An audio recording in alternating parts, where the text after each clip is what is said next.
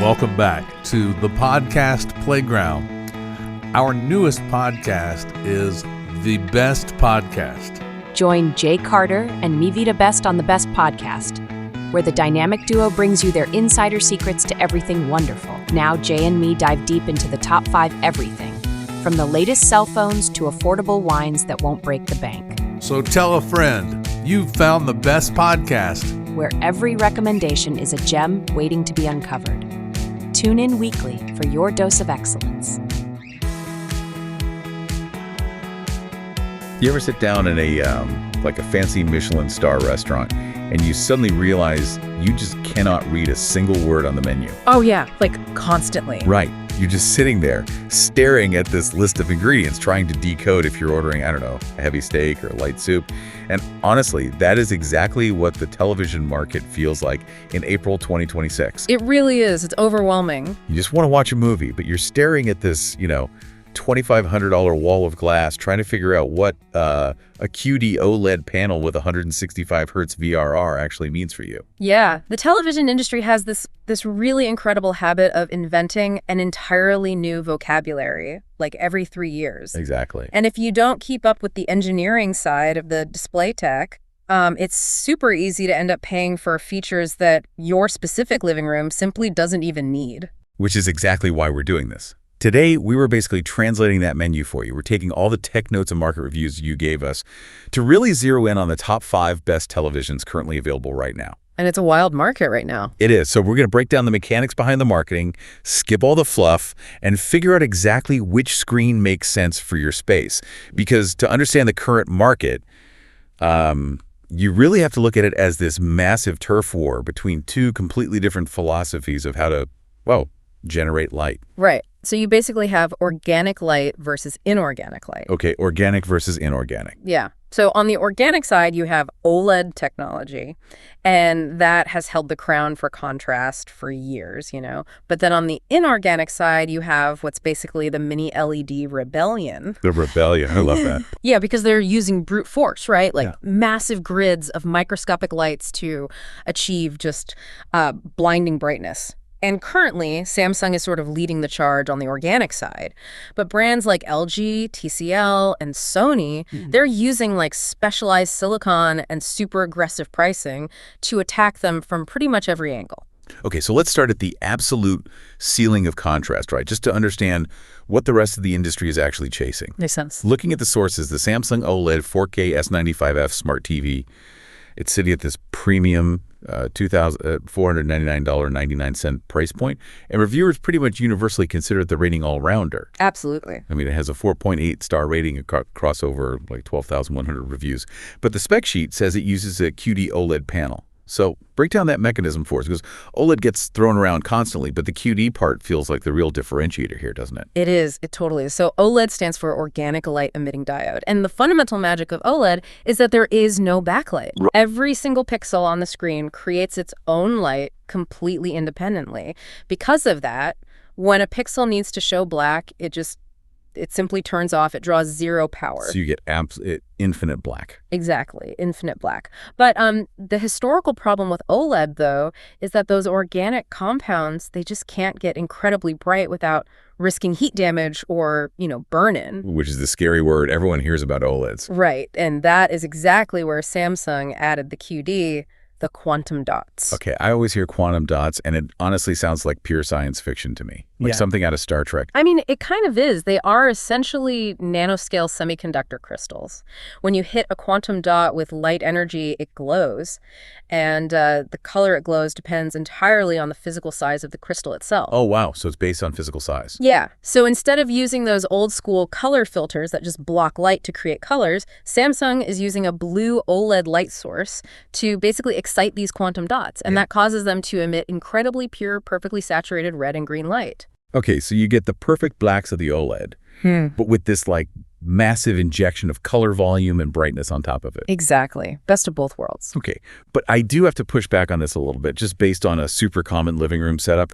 If I have a wall of windows, isn't an OLED still kind of a terrible idea? Well, because historically, putting a giant glass OLED in a sunny room it just turns into this $2,500 mirror. Like, I'm basically forced to watch my own reflection during a Sunday afternoon football game. Right, and that has been the Achilles heel of OLED since literal day one. But Samsung actually addressed this mechanically on the S95F. They applied this highly specialized matte screen coating to it. Oh, really? Like the anti-glare screen on a cheap work laptop? Yeah. Because those always look a bit, I don't know, muddy to me. Yeah, I know what you mean. It is a similar concept, but it's engineered at a microscopic level, so it doesn't degrade the 4K sharpness at all. So instead of allowing ambient sunlight to bounce off the screen in this concentrated mirror-like beam straight back into your eyes, the nanostructure of this coating scatters the incoming light in like hundreds of different directions. Oh, so it diffuses it. Exactly. Yeah. It diffuses the glare so effectively that the reflection essentially vanishes. It's a really rare OLED that can actually hold its own in a sun-drenched room. That's amazing. And you add in the fact that the notes mention it supports native 165 hertz refresh rates for gaming. Yeah. It totally makes sense why it's the premium all-rounder. For sure. But, if you aren't fighting a wall of windows, dropping $2,500 might be totally overkill for you. So let's look at how you get that pristine OLED contrast without the flagship tax. Right, and that brings us to the LG OLED Evo AI C5. This one ranges from $3,399 to $2,700, depending on the size. And it's widely considered the industry benchmark for price to performance. Yeah, the value pick. Yeah, it doesn't have that quantum dot layer, so, you are sacrificing a margin of peak brightness compared to the Samsung. But looking at the specs here, it seems like LG took all the money they saved on the panel itself and just dumped it entirely into the processing and the gaming features. They absolutely did. I'm looking at 4 full bandwidth HDMI 2.1 ports and a claimed 0.1 millisecond response time. And I want to stop on that number for a second. 0.1 milliseconds. It's fast. Can the human eye even perceive a tenth of a millisecond, or is that just like a marketing team trying to pad out a spec sheet? So you don't really see 0.1 milliseconds, you feel it. Okay, what does that mean? Well, response time is the mechanical measurement of how fast a pixel can physically change from one color to another. When a pixel takes too long to change, moving objects leave this blurry trail behind them. Well, like ghosting on old monitors. Exactly. Because OLED pixels are self-emissive and they don't rely on liquid crystals physically twisting to block light like older TVs do, they change state almost instantly. Got it. So it's all about motion clarity. If you're panning the camera really quickly in a video game, the image stays razor sharp instead of dissolving into this mushy smear. You nailed it. Plus, those 4 HDMI 2.1 ports, they represent a massive data pipeline. Like HDMI 2.1 allows for 48 gigabits per second of bandwidth. Which is a huge number. Huge. That means you can push uncompressed 4K resolution at 120 or even 144 frames per second from, say, a PlayStation 5 or a high-end PC, all alongside lossless audio going to a soundbar without creating any sort of bottleneck. So the C5 is really the favorite for home theater enthusiasts who want a centralized hub for all their top-tier hardware, but they don't want to spend $3,000. Exactly. It's the sweet spot. But, okay, here is the fatal flaw of everything we've just discussed so far. OLED is organic. Yes. And because it's organic, pushing too much electrical current through it to compete with direct sunlight will literally burn it out. It will degrade it, yeah. So engineers had to invent a completely different non-organic way to blast light into a room. And that vulnerability is exactly what created the mini LED rebellion you mentioned earlier. Right, which is just perfectly embodied by our third TV on the list, the TCL class QM8K series QD Mini LED. Go ahead, Andy. Yeah, bit of a mouthful. But it's priced around $1,498, and it has a 4.6 star rating from the anti-OLED crowd. The brightness chasers. Exactly. These are buyers who prioritize raw, completely uncompromising brightness. Because this sources definitely emphasize that this TCL pushes an astronomical amount of nits. And let's ground that term for a second, because nits gets thrown around on literally every spec sheet. What is a nit in practical everyday terms? Okay, so 1 nit is roughly the equivalent of the light produced by a single candle spread across a square meter. Okay, a candle in a square meter. Right. For context, a standard office laptop screen, it might max out at maybe 300 or 400 nits. The TCL QM8K pushes well past 2,000, and some newer mini LED panels hit like 3,000 to 5,000 nits. That is insane. It is. You are quite literally putting the light of thousands of candles directly into your living room. But why on earth does someone need a television that bright? Are they trying to get a tan while watching a movie? No. It's all about high dynamic range. HDR. Right, okay. Think about it. Real life is aggressively bright. When you walk outside and look at the sun reflecting off the hood of a car, your eyes actually squint. Yeah, it physically hurts a little. HDR attempts to recreate that lifelike intensity in very specific areas of the screen. So to do that convincingly, the TV needs a massive ceiling for peak brightness. Okay, but if you're blasting thousands of nits of light through the panel, doesn't it completely ruin the dark areas of the image? Like if I'm watching a horror movie set in a dark cave, I don't want the shadows looking all washed out and milky grades just because some character is holding a bright flashlight on screen. And that is exactly where the Mini LED comes in. Oh. So instead of just a few dozen big LEDs illuminating the screen from the edges, this TV uses thousands of microscopic LEDs layered directly behind the panel itself. But more importantly, those thousands of LEDs are grouped into tiny controllable zones. So it's like a massive grid of individual light switches. Yes, it's called local dimming. So the TCL's processor analyzes the frame in real time. Where that flashlight is on screen, it cranks those specific LED zones to maximum power. Okay. But right next to it, in the dark areas of the cave, it physically turns those LED zones off. Oh, wow. Yeah, it mimics the deep black levels of an OLED by completely killing the backlight in localized areas, but it retains the ability to hit you with just a sledgehammer of brightness when a scene actually demands it. Sledgehammer is honestly the perfect word for it. It's just brute force engineering. Very much so. But, Mini LED isn't solely about raw power, right? It can also be incredibly precise, which pivots us perfectly to the Sony Bravia 9 4K HDR Smart QLED Mini LED. Right. And this brings us back to flagship pricing, sitting between $2,498 and $3,298. Yeah, and I noticed in the notes that the Sony doesn't always hit the same blinding peak brightness numbers as some of the competing Mini LEDs, yet it still commands this much higher premium. It does. The sources attribute this to Sony's out-of-the-box algorithmic processing and color accuracy. But what is Sony actually doing under the hood that justifies that massive price tag? So Sony caters to a demographic known as cinema purists. They understand that a TV is ultimately a translation device. A translation device. Yeah. So a director color grades a film on a $30,000 reference monitor in a perfectly dark studio, right? The Sony Bravia 9 uses highly sophisticated algorithms to interpret that video file and basically manage its Mini LED backlight to perfectly recreate the director's original master. I see. And I want to talk about motion processing for a second, because that is where a lot of TVs completely ruin the cinematic experience. Oh, total. We are not talking about basic motion smoothing here, are we? No. We are far beyond the crude frame interpolation from 5 years ago. Old motion smoothing would just guess what a middle frame should look like, blend two frames together, and it resulted in this jarring artificial look. Where blockbuster movies suddenly look like they were shot on cheap daytime soap opera camcorders? Yes, the soap opera effect. It's the very first setting I turn off whenever I visit my parents' house. I can't stand it. Everyone hates it. But Sony's approach is entirely algorithmic. Their processor deeply understands the cadence of a 24 frame per second movie. So instead of artificially generating fake frames, it uses sophisticated backlight strobing. Okay, strobing. Yeah, flashing the Mini LEDs on and off at imperceptible speeds. It tricks your brain into perceiving smooth motion without altering the actual frame rate of the film itself. Oh, that's clever. Yeah, you get the natural cinematic judder the director actually intended, but with total clarity during fast action. And it does all of this natively, right out of the box, without requiring you to spend an hour deep inside a settings menu turning things off. So you are basically paying the premium for the peace of mind that the image is objectively correct. Exactly. But let's look at the broader 2026 market now, because the most significant shift isn't really happening at the $3,000 tier.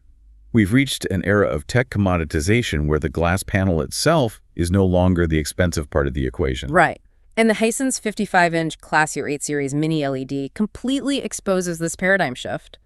It is sitting at an amazing $599.95. Which is wild. For $600, you are getting specs that were exclusive to flagship models literally 36 months ago. It's true. The notes indicate it hits 3,000 nits of peak brightness, it packs a native 165 Hz refresh rate for PC gaming, and it even includes a built-in subwoofer for audio.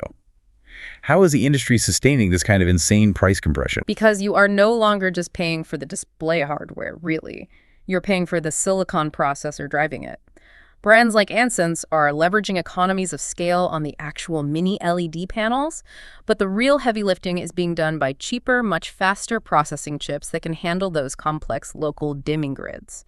And also variable refresh rate, or VRR. Right, VRR being the crucial feature that syncs the TV's refresh rate dynamically to whatever the gaming console's outputting. So you don't get screen tearing if the game drops from, say, 60 frames per second down to 45. Exactly. The fact that a $600 TV can manage 165 hertz with VRR just proves that the gaming demographic is completely dictating the baseline standards for the entire industry now. Like, if your TV can't perform as a high-end gaming monitor, it just doesn't survive the market. It really doesn't. And that reliance on advanced silicon leads directly into, honestly, the most controversial development in the 2026 market. Which is? AI dominance. The sources specifically highlight Samsung's Vision AI and LG's Alpha 11 processors. Okay, this is where I have a major philosophical issue. I knew you would. We literally just praised the Sony Bravia for meticulously preserving the director's intent. But now the sources say these new flagship chips are using deep learning to constantly upscale and enhance the image. Right. If the TV is actively hallucinating new pixels to make an old 1080p movie look like it's in 4K, aren't we destroying the natural film grain and that original cinematic vision we just talked about? That is the core tension of modern display technology right there. But it really helps to look at how these specific neural networks actually operate in practice. Okay. Because they aren't just applying a harsh sharpening filter across the entire image blindly. Think of this AI like a predictive text engine, but for pixels. A predictive text engine. Okay, walk me through that. So these processors have been trained on millions of high-resolution images. They don't just see a grid of random colors anymore. They use actual object recognition. Oh, interesting. Yeah, the AI can analyze a frame in real time and understand, okay, this cluster of pixels is a human face, this cluster is a brick wall in the background, and this cluster over here is the sky. So it categorizes the actual elements on the screen. Exactly, and then it applies selective processing based on that. It knows that human skin shouldn't be artificially sharpened because that makes pores look plastic and unnatural. Right, everybody hates that wax figure look. Yes, so it leaves the face alone or handles it super delicately, but it will use its predictive algorithms to fill in the missing textural data on the brick wall behind the actor. Making the wall look crisp on a massive 65-inch 4K screen. Right. The AI is attempting to basically bridge the gap between legacy, low-resolution content and highly revealing modern panels without making the whole image look like a cheap video game. So it is constantly doing math to figure out what the camera lens would have captured if it had been shooting in native 4K originally. Exactly. That is fascinating, but it definitely shifts the control from the original creator directly to the machine processing the signal. Which is exactly why the choice of television is no longer just about picking a screen size or a budget. You are genuinely choosing a processing philosophy. That makes total sense. So let's tie this all back to you, the listener, and your specific living room. Because your perfect TV depends entirely on your environment and your habits. Absolutely. If you are dealing with a really bright space and a wall of windows, but you still demand infinite contrast and perfect color volume, the Samsung S95F and its light-scattering matte finish is your architectural solution. Right. But if you are building a dedicated gaming hub and you want instantaneous pixel response times, but you don't want to pay the absolute flagship markup, the LG C5's HDMI 2.1 bandwidth is the obvious play there. And if you are fighting pure sunlight and want the sledgehammer approach, using thousands of microscopic LEDs to just blast HDR highlights through a bright room, you grab the TCL QM8K. Yep. But if you are the cinema purist who demands algorithmic accuracy and perfect motion pacing right out of the box, the Sony Bravia 9 translates the director's vision flawlessly.